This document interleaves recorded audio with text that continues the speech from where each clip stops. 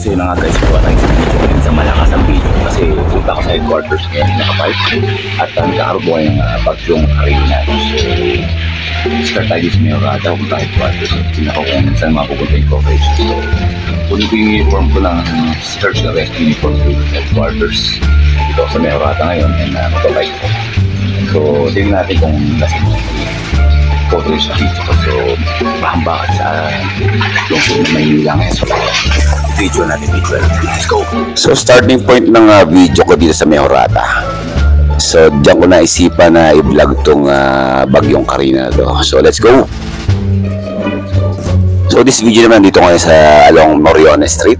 Moriones Street sa may Tondo. So, kitang-kita natin yung baha, no? So, baha na dyan. Dyan pa lang sa area na yan. Sa may Moriones, Plaza Moriones yan, guys. So sa area naman ito, parang kakaliwa ko sa bibad ng Isabelo dyan eh. Sa along Sandy yan. So baha pa rin. So kakaliwa yata ko sa bibad ng Isabelo, parang ganun yata. So ito na nga yun. O yun, ito na Isabelo Elementary School.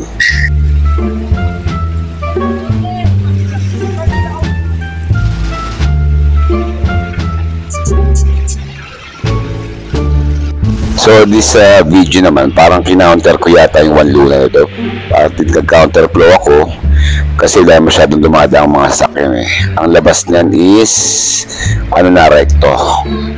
Baha pa rin siya, diba? So dinaretso ko lang yung area na yan. Pag naman talaga, okay, 1, 2, 3. Dito bahata no, sa One Luna.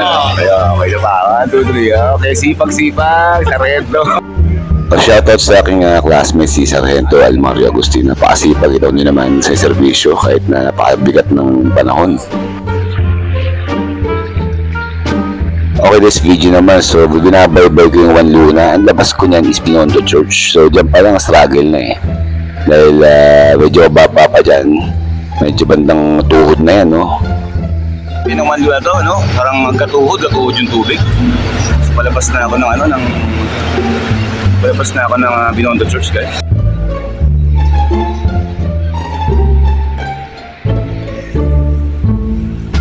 So, nakikita na yung tuhod dito. Palabas ng ano? Palabas ng ano, guys? Palabas ng ano? Kita na yung nakikita ko na. Dito sa area lang, medyo tapat sila sa Pinoy. Kahit may ganito kalamit at tatawanan pa rin talaga. The best talaga ang Pinoy. Grabe yun, grabe yun. Grabe. Okay, this video na sa may bandang Plaza Ruiz na ako niyan eh. So saktuhan lang yung baha dyan, pero talagang walang dumada ang mga sasakyan kasi nga outside na malataas na ang baha eh. So enjoy lang natin yung video.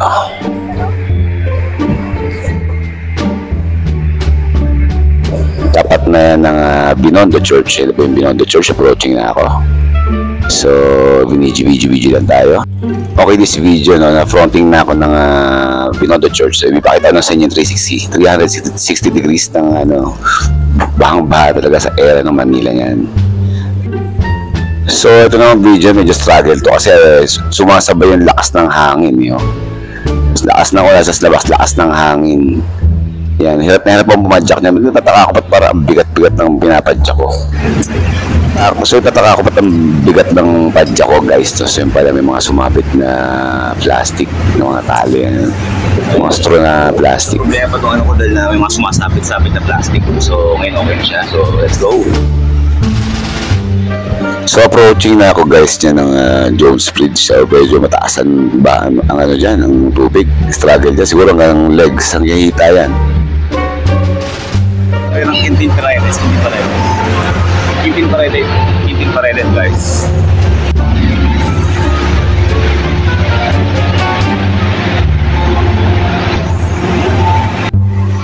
So mapapansin sa video, kahit nakabike si Kuya, tinutulak na. Parehas kami niyan kasi mataas na yung baha niya, no? Kita nyo naman. Tapos may mga dumadaan pong mga truck. Walking na lang ako ng time na yan. Walking. Libre sa kayo from Bureau of Fire Protection.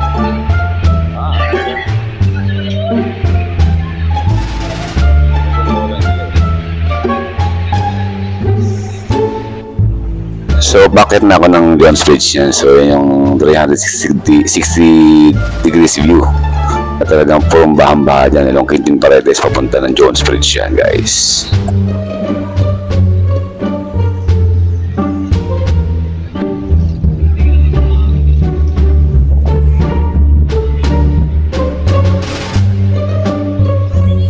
So yun ang pakit na ako ng Jones Bridge yan. Then ito yung mga nakapark ng mga sasakyan at sinisafety nilang ka ng mga sasakyan kasi nga talagang mag-leche-leche.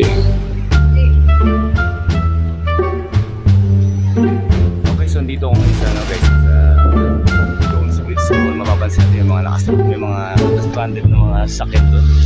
Ang magiging struggle lang nito ano ko ng bike ko yung kasi masabit at sa antena sa bakit. So yun lang, no? Napalalagaan. So para okay naman ako. Ba't nakakausad-usad ng konti. Pero talagang taas ng baha guys.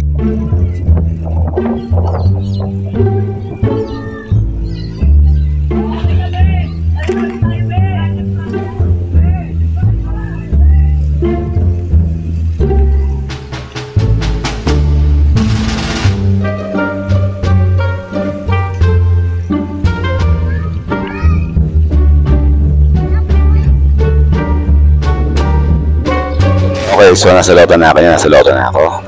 So kala ko okay na eh. Pagdating din pala dito, mataas din pala yung baha. So tingnan nyo, try na yung verify nyo, pakita ko sa inyo guys.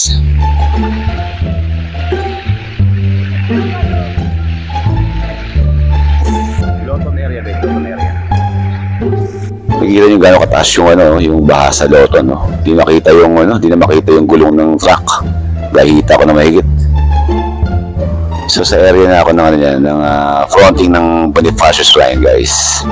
Dahan-dahan na lang ako na kasi mataas talaga yung bahay. Mag-iingat tayo guys.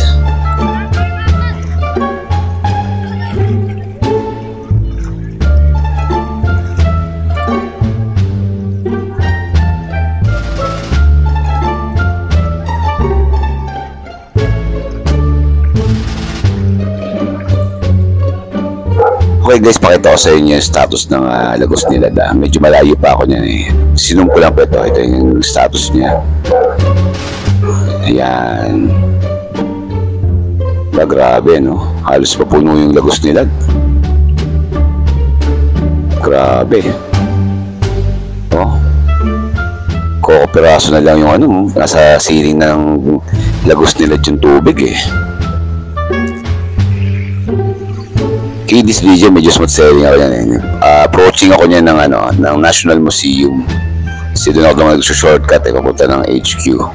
So medyo mababa ang tubig dyan. Smooth sailing tayo, nakapadyak tayo dyan.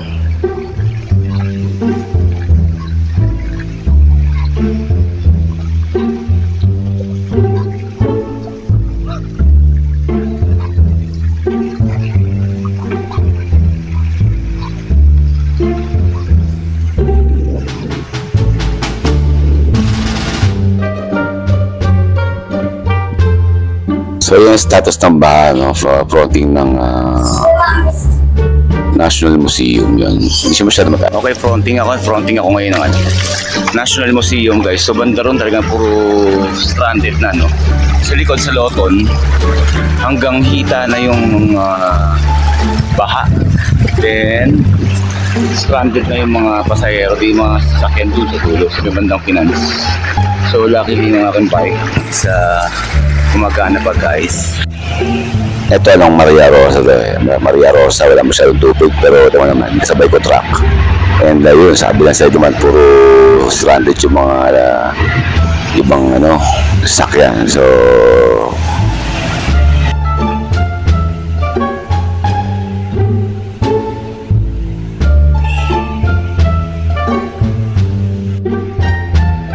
dito na sa Calao corner Maria Rosa na ako eh. Hindi naman siya ganun kataas kasi nakapadyak pa ako dyan eh.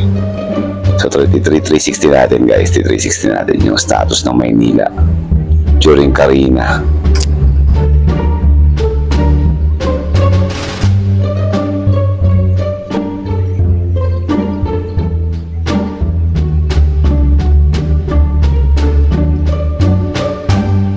Calao Maria Rosa, so baka dito wala rin tumadaan ng mga light vehicles. So lusong-luso, konting kembot na lang sa headquarters na ako para kunin ko yung uniform ko. So, yun na guys. Okay, this video naman nasa yung UN Avenue na ako. Fronting na ako ng NBI niyan. So, konting kembot na lang nasa headquarters na ako guys. So, very thankful na lang ako nakapunta ako ng safe and sound niya sa HQ.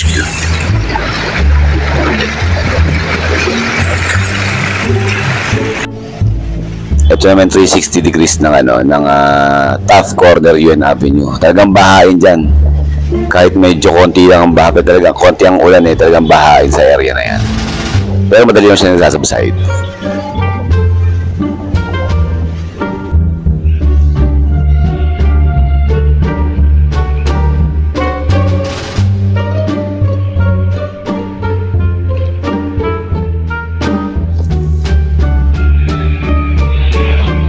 So finally, so approaching na ako ng MPP headquarters and diyan pala nagpapasalamat na ako na nakarating ako na safe and sound. Despite the fact na napakadaming struggle, kita mo nyo naman yung napataas ng baha hanggang tuhod, hanggang hita. So dahil sa prayers din natin, sa pag-iingat yun, nakawalating tayo na safe and sound. The purpose ko talaga na kukunin ko yung uniform ko na search and rescue uniform. Sa gusto kong batiin ng happy birthday yung hepe ko kasi birthday niya gusto ko siyang batiin personally. So yun.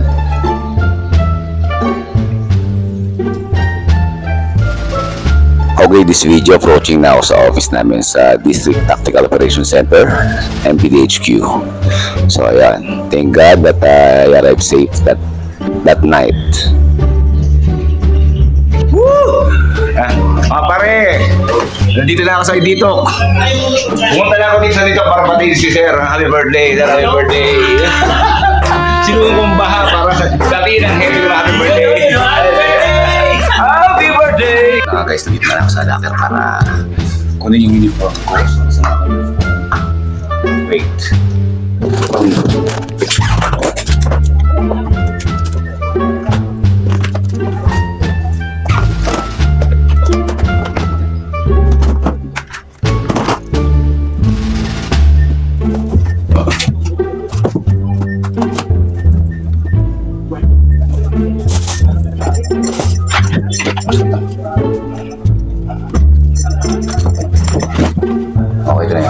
So kinuha na siya guys. So that ends my video and thank you very much for watching. Sana ay makauwi ako ng ligtas. Char. Bye. Ingat po ang lahat. Stay safe. So kala ko tapos na yung video ko. So pagdating ko dito sa may bandang Ayala Bridge, nag-try ulit ako mag-video dyan kasi gusto makita yung pauwi naman. So sa Quiapo area na to, sa Quiapo area, sa may bandang Globo de Oro. Kaya sa ilalim yan ng Quezon Bridge. So mataas na rin ang tubig dyan guys. Mataas ang tubig sa ang daming basura. Grabe.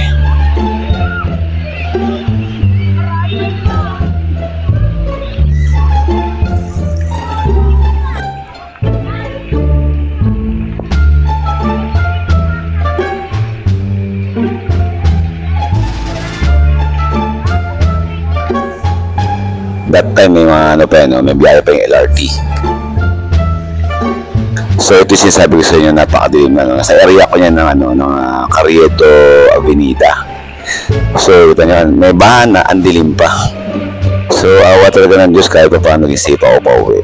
So dasal na rin ako ng dasal ng time na yan. Kasi ang dilim hindi mo makitin kung mayroong butas o Pati yung flashlight ko, hindi masyadong nag-e-effect. Ang dilim talaga.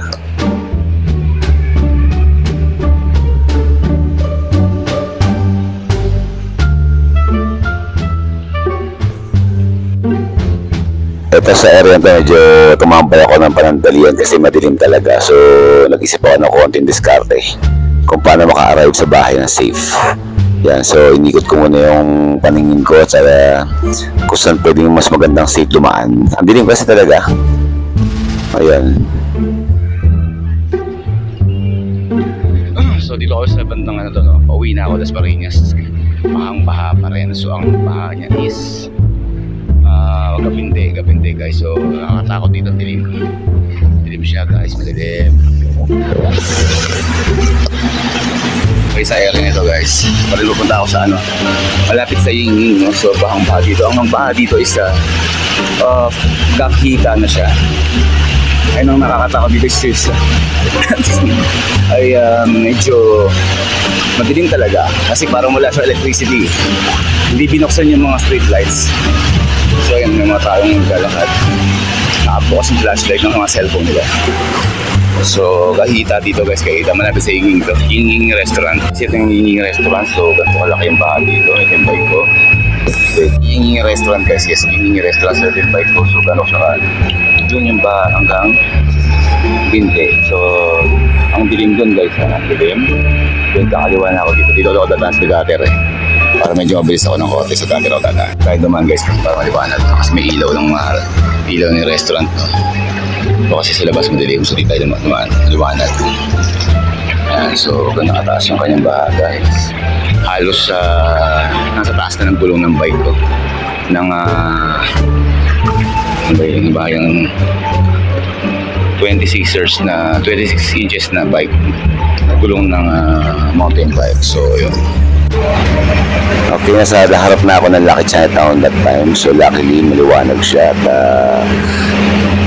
isip lang ako sa nila paano magandang diskarte ko sa maganda naman. So yun, harap ng Lucky China yan, Lucky Chinatown Mall.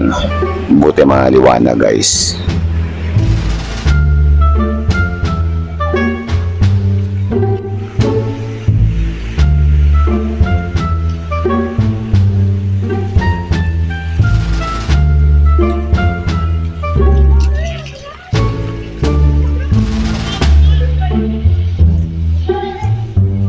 Ito sinum ko guys, no? Hindi na masyado makita yung source of transportation na sa area na yan, nagbabangka na sila. Dito naman sa area ng Lucky China ito na walang tubig, sinubukan ko ng pumadyak na mga ilang metro lang naman yan. Sa dulo niyan, baha ulit. So pinadyak ko yan guys.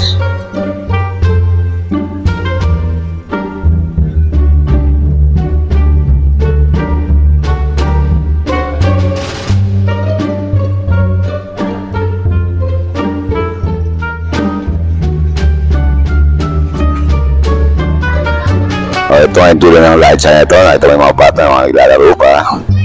Yung mga nagsuswing ko mga bata, mga Pinoy talaga. Ito malalaro nila yung yung plastic na yan. Ayan. Pipigilan sila ng guardian yung ginamambang ka. Mga loko-loko talaga.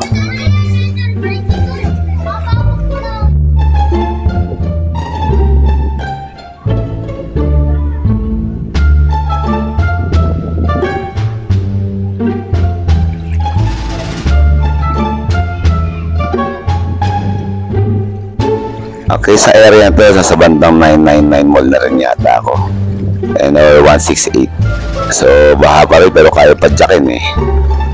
Ingat-ingat lang talaga ako dahil sa video ko. Well, baka bigla akong malubak eh. So, ito yung area ng bandang PS11. Nakita-kita niyo naman yung mobile ng PS11, lubog ko. Diba? Bahang-baha talaga sa area na yan. So, yan pinakamagandang way kasi dyan ako dumaan.